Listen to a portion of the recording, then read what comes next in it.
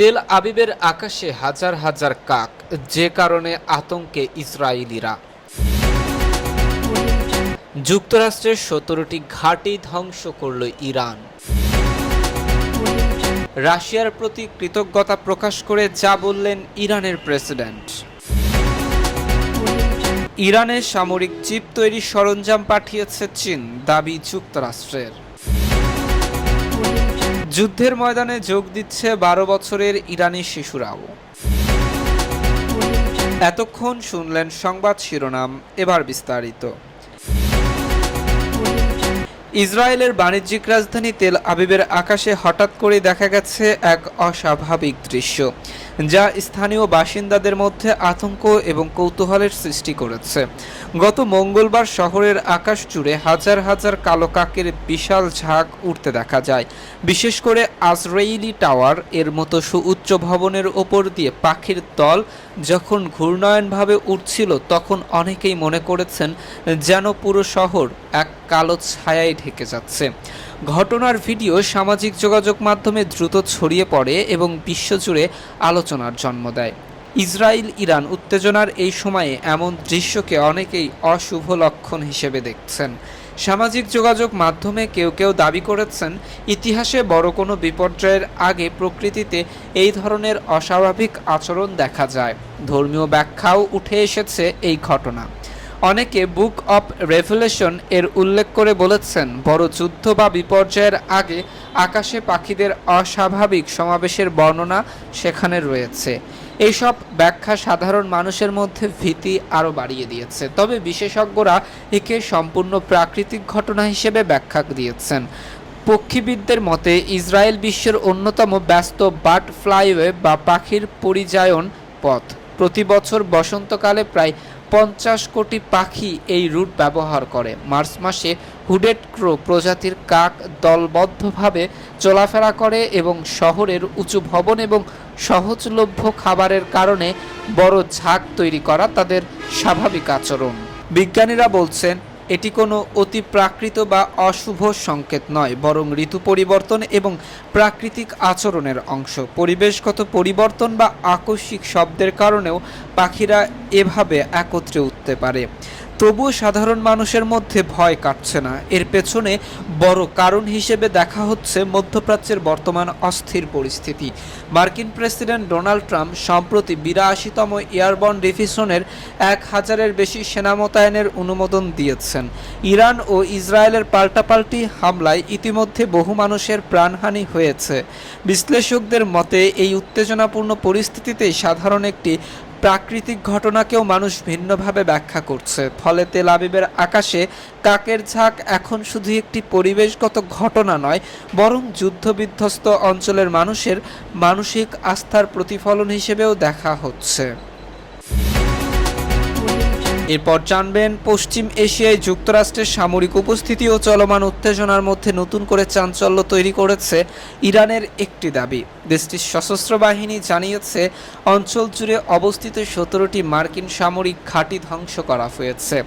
ইরানের জ্যেষ্ঠ সামরিক মুখপাত্র আবুল ফজল শেকারচি শুক্রবার মেহের নিউজ এজেন্সিকে দেওয়া এক সাক্ষাৎকারে জানান, এইসব ঘাঁটি রক্ষা করতে ব্যর্থ হয়েছে মার্কিন বাহিনী এবং ইরান তাদের প্রতিরক্ষা সক্ষমতা ব্যবহার করে সফলভাবে এই হামলাগুলো চালিয়েছে। তিনি বলেন, 2025 সালের 13 জুন শুরু হওয়া ইসরায়েল ইরান সংঘাতের পর তেহরান তাদের প্রতিরক্ষামূলক নীতিতে উল্লেখযোগ্য পরিবর্তন এনে আরও আক্রমণাত্মক কৌশল গ্রহণ করেছে। তিনি জোর দিয়ে বলেন, গত 47 বছরে ইরান কোনো দেশকে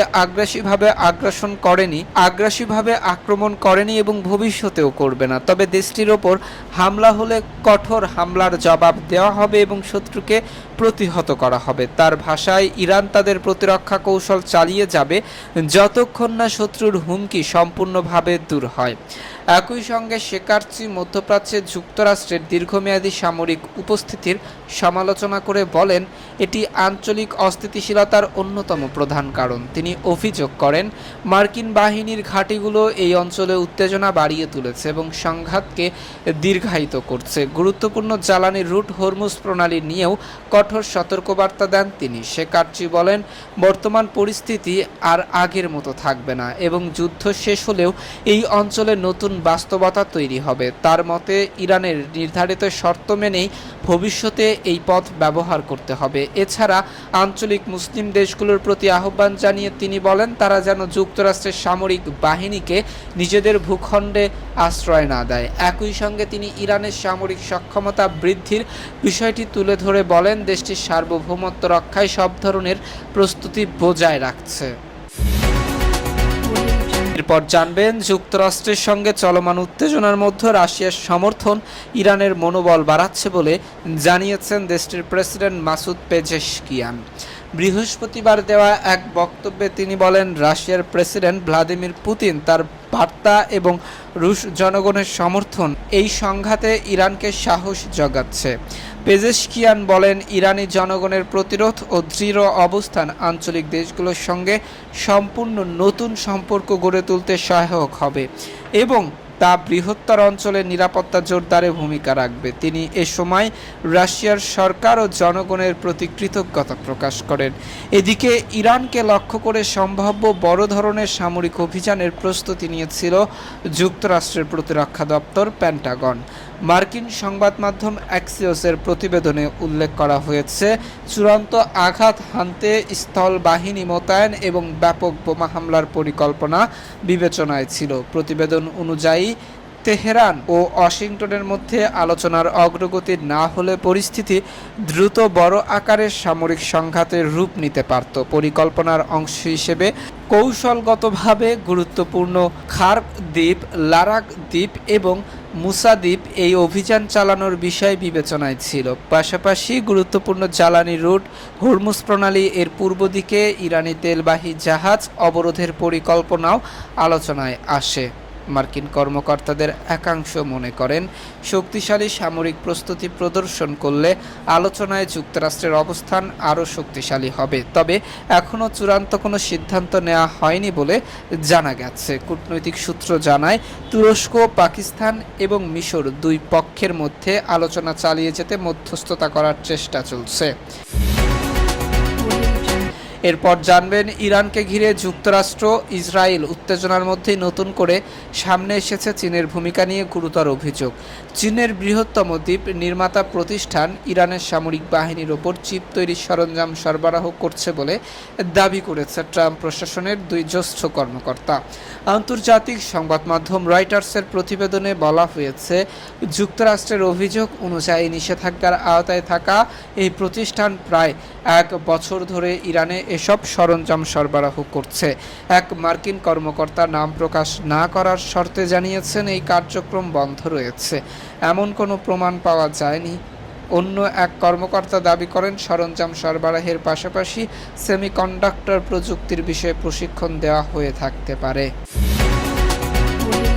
সর্বশেষ জানবেন, ইরানের শিশুদের যুদ্ধ সম্পর্কিত কার্যক্রমে যুক্ত করার সিদ্ধান্ত ঘিরে আন্তর্জাতিক অঙ্গনে তীব্র উদ্বেগ সৃষ্টি হয়েছে। দেশটির প্রভাবশালী সামরিক বাহিনী ইসলামিক রেভলিউশনারি গার্ড কর্পস ঘোষণা দিয়েছে, এখন থেকে 12 বছর বয়সী শিশুরাও যুদ্ধকালীন বিভিন্ন সহায়তা কার্যক্রমে অংশ নিতে পারবে। রাষ্ট্রীয় গণমাধ্যমে প্রচারিত এক সাক্ষাৎকারে আইআরজিসির তেহরান শাখার সাংস্কৃতিক কর্মকর্তা রহিম নাদালি এই তথ্য নিশ্চিত করেন। তিনি জানান, ফর ইরান নামের একটি বিশেষ উদ্যোগের আওতায় টহল, চেকপয়েন্ট পরিচালনা এবং লজিস্টিক সহায়তার মতো কাজে শিশুদের যুক্ত করা হচ্ছে। নাদালির দাবি, অনেক কম বয়সী শিশুই স্বেচ্ছায় এই কার্যক্রমে অংশ নিতে আগ্রহ প্রকাশ করছেন। তাদের আগ্রহের প্রেক্ষিতে সহায়তামূলক কাজে অংশগ্রহণের ন্যূনতম বয়স কমিয়ে 12 বছর নির্ধারণ করা হয়েছে।